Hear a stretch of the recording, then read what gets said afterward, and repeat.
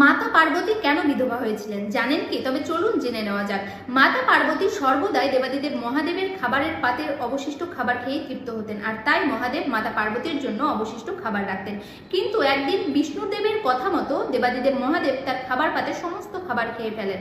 যখন মাতা পার্বতী খাবার খেতে বসেন তখন দেখেন যে মহাদেব তার জন্য কোনো অবশিষ্ট খাবার রাখেননি। এদিকে মাতা পার্বতীরও ভীষণ ক্ষুধা পেয়েছিল।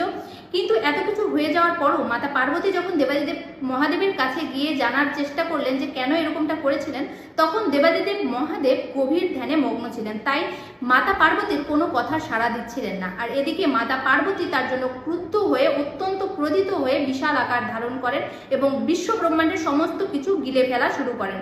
এক পর্যায়ে তিনি দেবাদিদেব মহাদেবকেও গিলে ফেলেন। যখন তিনি বুঝতে পারেন যে তার শরীরে সমস্ত সধবার চিহ্নগুলো মুছে যাচ্ছে, দেবাদিদেব মহাদেবের আসনও খালি এবং তিনি বিধবা হয়ে গেছেন, তখন তিনি কান্না শুরু করলেন এবং দুঃখী হয়ে গেলেন। তখন মাতা পার্বতীর শরীর থেকে দেবাদিদেব মহাদেব বেরিয়ে আসেন এবং মাতা পার্বতীকে বোঝান যে এটা একটা লীলা ছিল, আর এখন থেকে জগৎ সংসারে তোমার এই রূপকে ধূমাবতী অবতার রূপে জানা যাবে।